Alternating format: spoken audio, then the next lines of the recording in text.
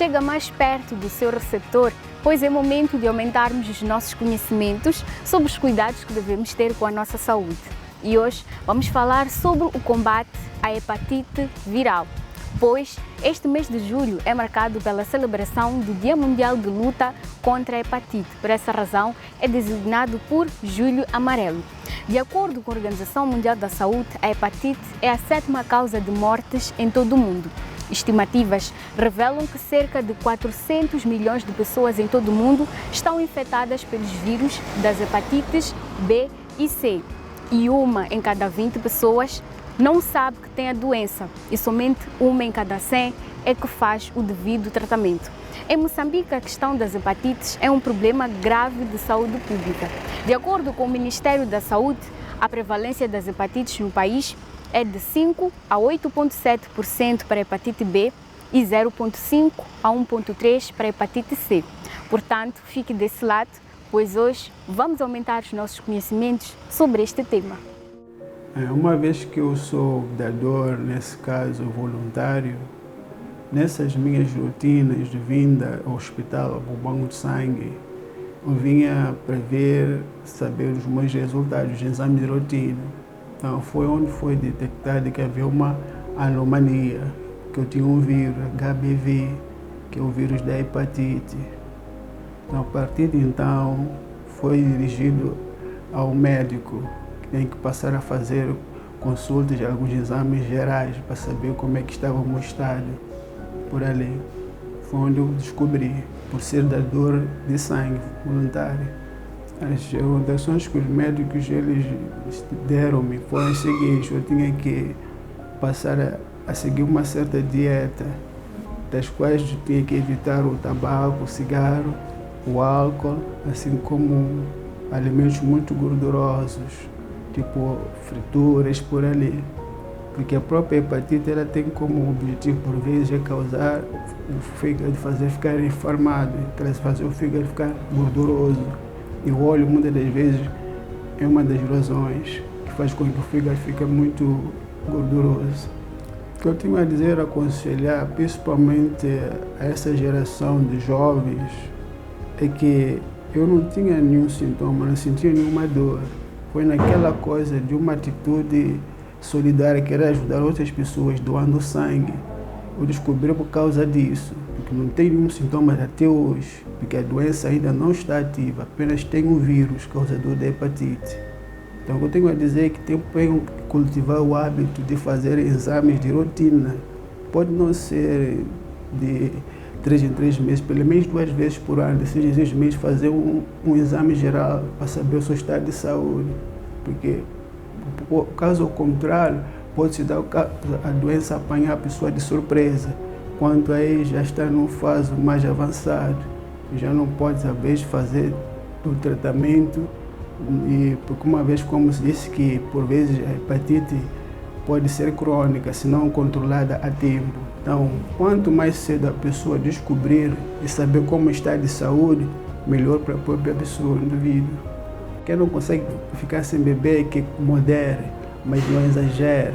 Uma das causas graves para a saúde do ser humano é o álcool. O excesso do álcool no organismo, principalmente o fígado, não só causa hepatite, como só abre espaço para várias doenças e são silenciosas. Isso é que eu aprendi em consultas. O álcool é prejudicial à saúde.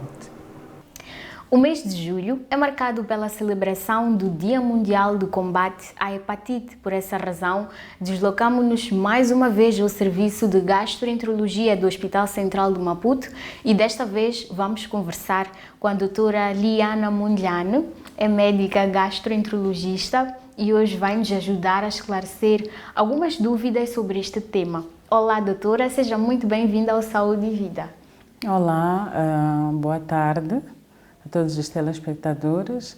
Vamos hoje falar um bocadinho sobre as hepatites e talvez tentarmos consciencializar um bocadinho sobre esta este tema. Com certeza. Para começar a nossa conversa, doutora, o que é hepatite? Ouvimos sempre por aí que existe esta doença, pode ser a A, B e C, já ouvimos várias definições, cada um tem a sua definição, mas hoje temos a oportunidade de saber, na essência, o que é hepatite. Então, o termo hepatite geralmente designa-se a presença de inflamação a nível do fígado. Então, se temos um fígado inflamado, vamos dizer que é hepatite. Agora, esta hepatite pode ser de etiologia variada, pode ser de várias causas, mas subdividindo, podemos dizer que podemos ter uma hepatite de causas infecciosas e não infecciosas. Isto para dizer que vamos falar mais das hepatites virais, mas existem outras causas, como medicamentos, como outras doenças, por exemplo, a diabetes, que podem levar à inflamação a nível do fígado. Ou seja, tudo que levar a uma inflamação a nível do fígado é designado de hepatite. Muito bem. E quais são os vírus que podem causar a hepatite? E no nosso país, quais são as hepatites mais comuns? Então, das etiologias, das causas infecciosas, dizemos que tem várias e as virais são as mais frequentes. Por isso é que sempre falamos, quando dizemos hepatite, estamos a dizer virais. Então, podemos ter hepatite viral a B, a C, a D, a E e temos outras que ainda estão a ser estudadas, não é? Então, no nosso país nós temos a hepatite A, temos a hepatite E, estas são geralmente aquelas que cursam de uma forma aguda. Depois temos a hepatite B e a C, que são aquelas que para além da forma aguda podem ter a sua evolução para a forma crônica. Ok. E as infecções causadas pelos vírus das hepatites B e C normalmente se tornam crônicas. Por essa razão, os pacientes não apresentam sintomas ainda em fase inicial. E como é que nós podemos saber se temos a hepatite, uma vez que a doença não apresenta sintomas? Sim.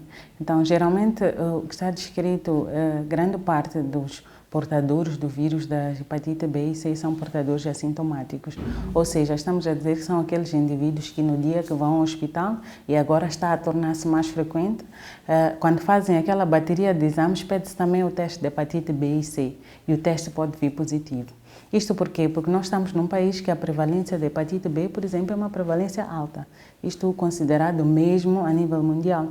Temos uma prevalência acima de 7%. Então, qualquer um de nós pode ter a infecção e não saber que tem. E continuamos a fazer a nossa vida, o nosso dia a dia.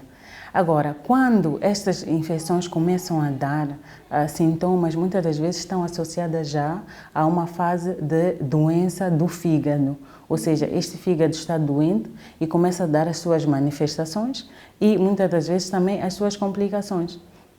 Estamos a falar, em termos de manifestações, aqueles indivíduos que aparecem com uma doença hepática crônica causada pelo vírus da hepatite B e C e aparecem com uma barriga, chamamos de barriga de água, né? Aparecem com uma barriga inchada, aparecem com os pés inchados, são indivíduos que têm os olhos amarelos, não é? São aqueles indivíduos que podem ter alguma alteração a nível do sono, ou são indivíduos muito sonolentos, ou são indivíduos que têm insônias e não conseguem dormir, não é? São indivíduos que podem ter algum distúrbio, vamos dizer, a nível da própria digestão, também, porque estamos a dizer que se o fígado está afetado, vamos ter uma alteração na produção da bilis, então um e outro alimento gorduroso pode criar algum problema. Também. Então, são várias causas, incluindo também nas complicações, indivíduos que aparecem com anemias.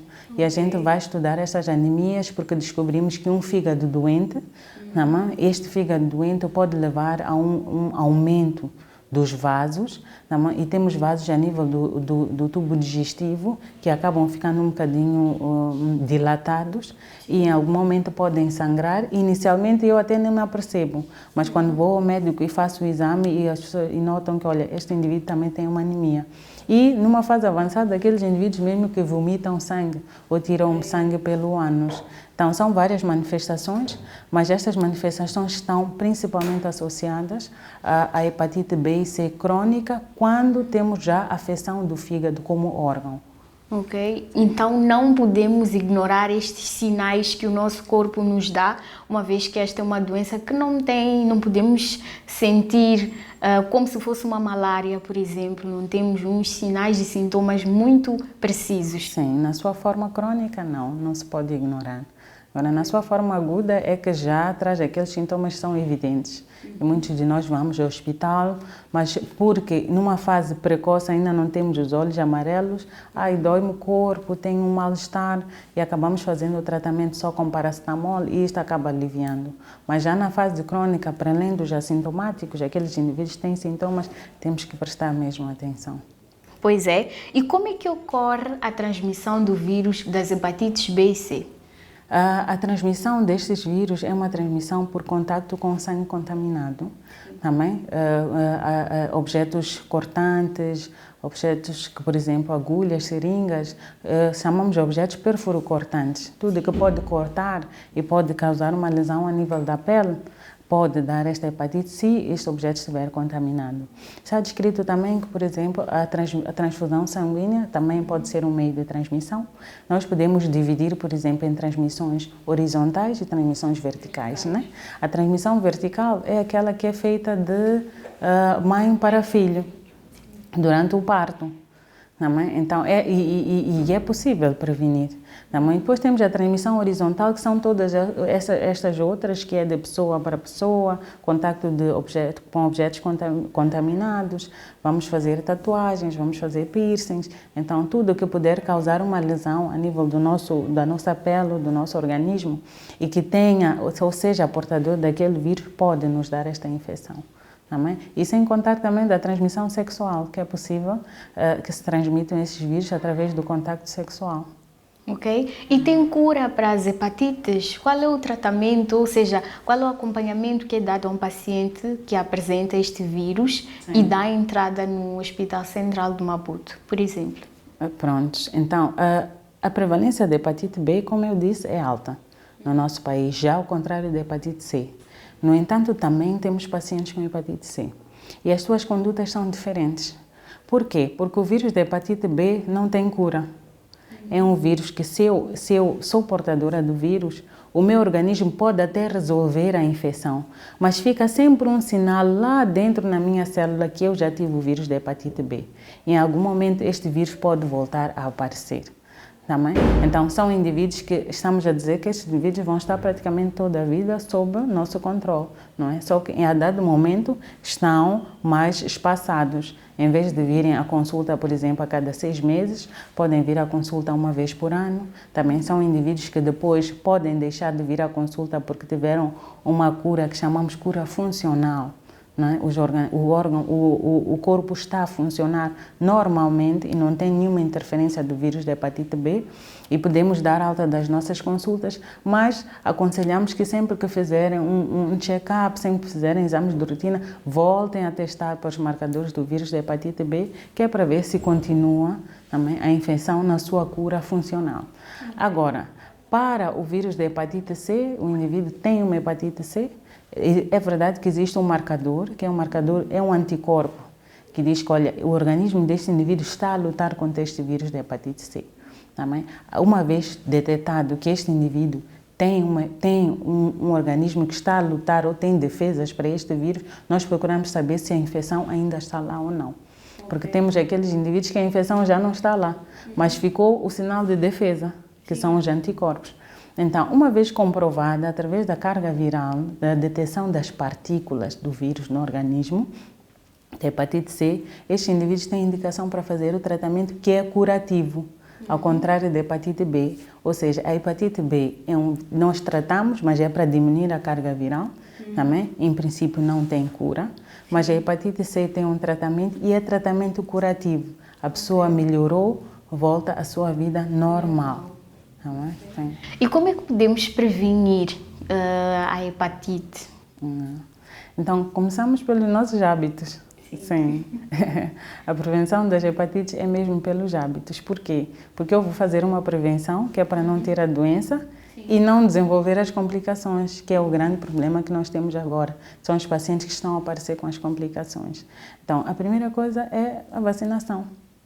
A hepatite C não tem vacina, mas a hepatite B tem vacina. E nós temos a vacina, infelizmente ainda não está disponível para todo mundo, mas todas as crianças que estão a nascer também estão a receber a vacinação para a hepatite B.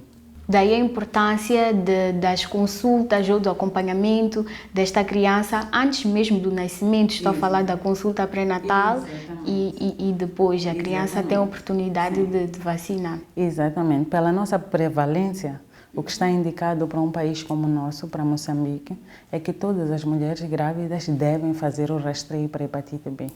Também. Por quê? Porque nós queremos parar a cadeia de transmissão. E é uma forma de prevenir. Depois, o que está indicado, por exemplo, é que a criança, quando nasce, também recebe uma vacina ainda nas primeiras horas de vida, também para diminuir o risco que esta criança tem de contrair a infecção. Portanto, estamos a trabalhar com todas as armas. E depois, todos aqueles indivíduos que estão num grupo de risco. Estamos a falar de uma população que ainda não temos vacinação para todos, mas temos vacinação para as crianças. Agora, vamos ver todos nós adultos, né? Também devíamos ter vacinação. Sim, com certeza. Se tivesse disponível, fazíamos todos vacinação. Mas para fazer a vacinação, primeiro eu tenho que fazer o teste. Então, faço o teste e vejo que nunca tive contato com a hepatite B. Aí sim, tenho critérios para fazer a vacinação.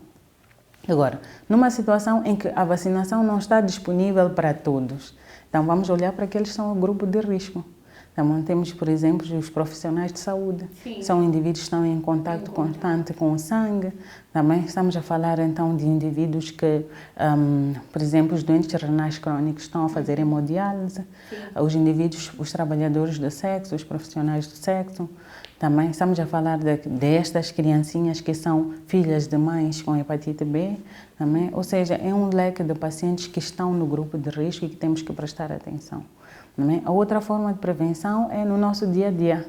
Também quando vamos ao cabeleireiro, quando estamos com, por exemplo, os usuários de drogas endovenosas, também a partilha das seringas, a partilha de objetos perfuro-cortantes, por exemplo, partilhar uma escova de dentes.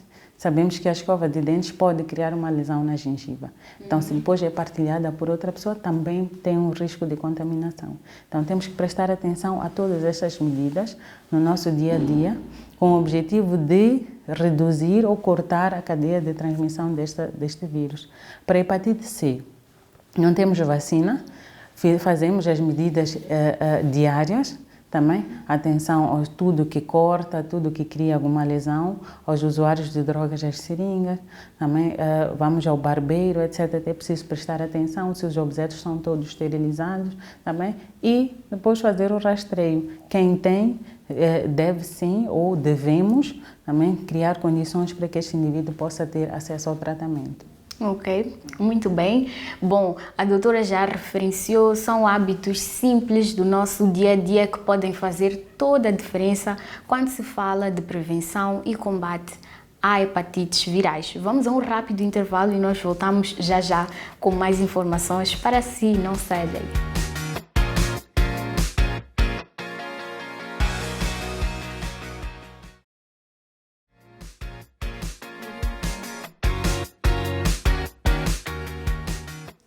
Bem-vindo de volta ao programa Saúde e Vida. Para você que só agora ligou o seu receptor, hoje estamos a falar sobre o combate às hepatites virais. Para já vamos à rubrica Saiba Mais, responder a dúvidas e perguntas do nosso público sobre o nosso tema de hoje.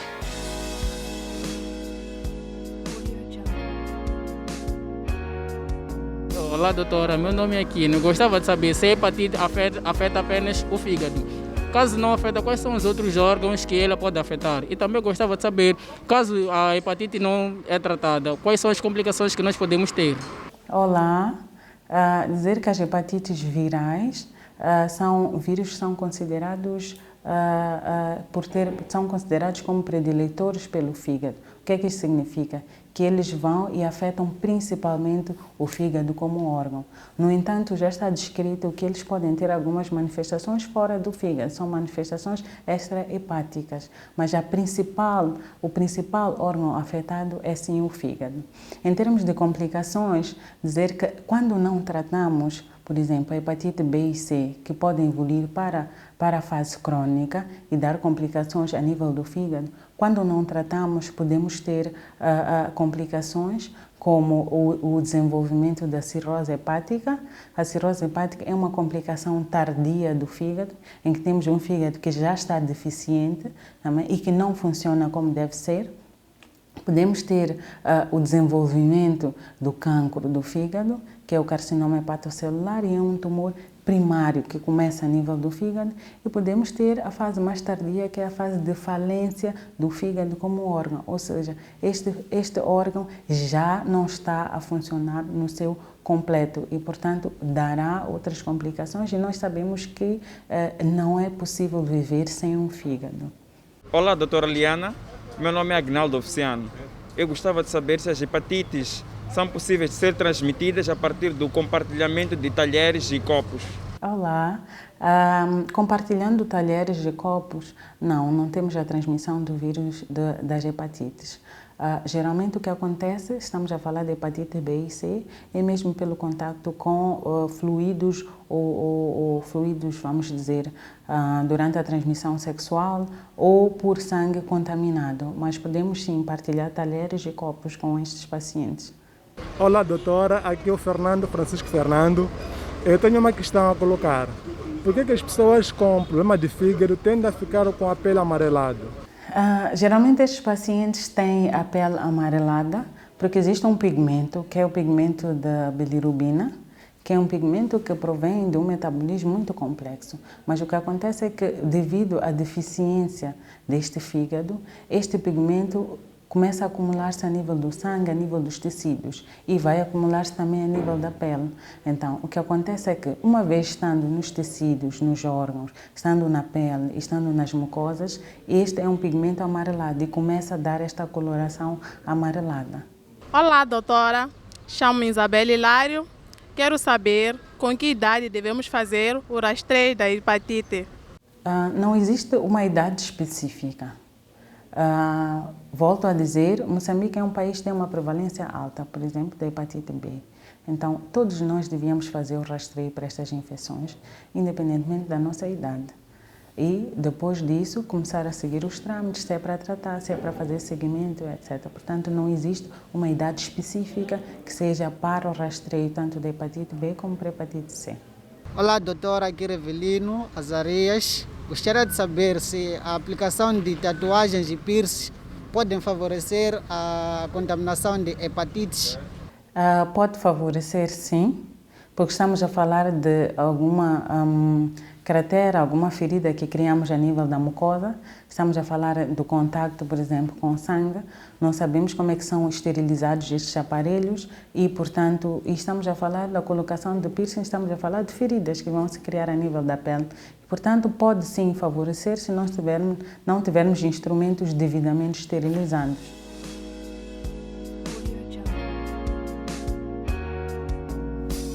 Para trás a rubrica Saiba Mais, momento em que os nossos telespectadores participam do nosso programa, colocando as suas dúvidas e perguntas sobre os diversos temas ligados à nossa saúde. Para já, vamos conferir algumas dicas nutricionais de alimentos que podem ser incluídos na nossa dieta e que favorecem a recuperação do fígado.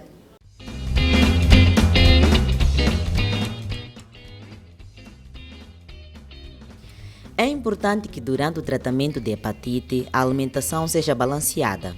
Os alimentos devem ser consumidos em pequenas porções várias vezes ao dia, evitando assim a perda de peso devido à falta de apetite. Além disso, é necessário ingerir alimentos de fácil digestão e preparados de forma simples. Podemos incluir no cardápio frutas, vegetais, arroz, massas, pão, cereais, gelatinas, café, leite e tubérculos.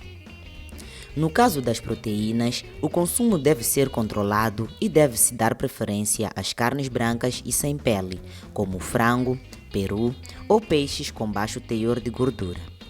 Alguns alimentos que podem ser incluídos na dieta diária e que favorecem na recuperação do fígado devido às suas propriedades antioxidantes e anti-inflamatórias são acerola, alho, cebola, alcachofra, agrião, cereja, ameixa, açafrão, limão, maçã, melão, uvas e tomate.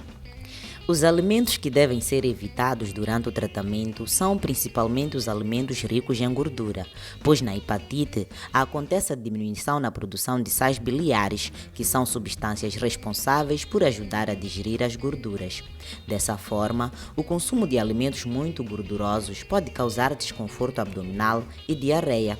Assim, os principais alimentos que devem ser evitados são carnes vermelhas, frituras, manteiga, margarina, creme de leite, alimentos embutidos ou industrializados, refrigerantes, sumos industrializados, comidas congeladas, fast food, molhos picantes e principalmente bebidas alcoólicas. Quando a pessoa possui hepatite e dor abdominal como um dos sintomas, pode ser recomendado evitar a ingestão de alimentos que produzem gases, como a couve-flor, brócolis e repolho, já que podem aumentar no desconforto abdominal. Lembre-se, a hepatite é uma inflamação do fígado e esta condição pode interferir na digestão e na absorção de nutrientes. Por isso, é importante beber bastante água para ajudar a limpar o fígado, a menos que seja contraindicado pelo médico. É importante cuidarmos da nossa saúde e mantermos hábitos saudáveis. Um deles é ter uma boa alimentação e também praticar exercícios físicos. Doutora Liana, são instantes finais do nosso programa Saúde e Vida, edição de hoje, em que estamos a falar sobre o combate às hepatites virais. Mas antes, doutora, como eu disse no início do nosso programa, este mês de julho é marcado pela celebração do Dia Mundial de Luta contra a Hepatite, que celebra-se no dia 28. Que reflexão podemos fazer em torno deste dia, Dia Mundial de Luta contra as Hepatites?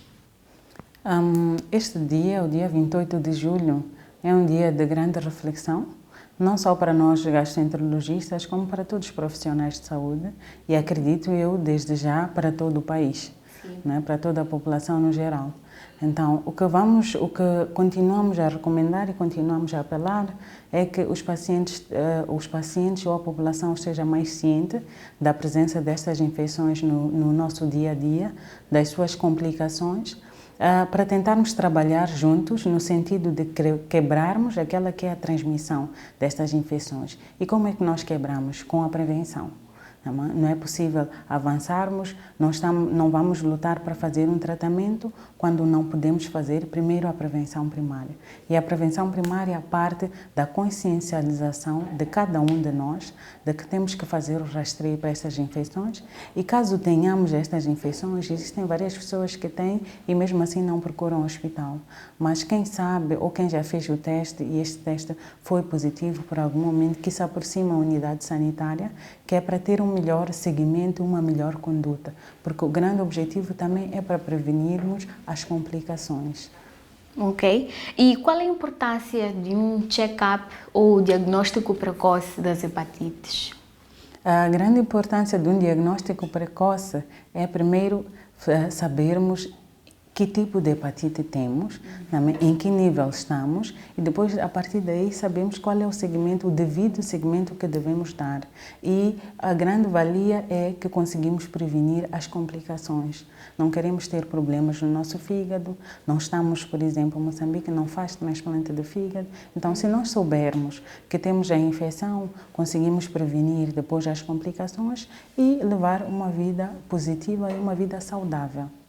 Certo, muito bem, até porque em entrevista no mês passado com o Dr. Prasad, ele referenciou a importância dos pacientes colaborarem com os médicos, porque muitas vezes os pacientes aproximam-se da unidade sanitária enquanto a doença já está em fase avançada. Então é importante, é muito importante procurar ajuda médica enquanto ainda é tempo. Doutora, chegamos ao fim do nosso programa. Quais são as últimas recomendações que tem em jeito de últimas considerações para os nossos telespectadores? Que continuemos saudáveis, que sigamos todas as dicas que foram dadas em relação à alimentação, que pratiquemos o exercício físico e, acima de tudo, que façamos um rastreio, façamos um check-up, pelo menos uma vez por ano, que é para irmos controlando tudo o que é infecção e tudo o que é doença que possa entrar no nosso organismo. Muito bem, muito obrigada, doutora, pela sua participação e colaboração. Esperamos contar com a presença da doutora numa próxima oportunidade. Sem dúvida. Bom, por hoje é tudo. Já sabe que pode continuar conectado ao programa Saúde e Vida através das redes sociais, no nosso Facebook, YouTube, no WhatsApp, e ficar a par de tudo que é novidade sobre o programa Saúde e Vida e também sobre H2N. Já sabe, cuide sempre, sempre, sempre da sua saúde e não se esqueça de prevenir a Covid-19. Tchau, tchau e até uma próxima oportunidade.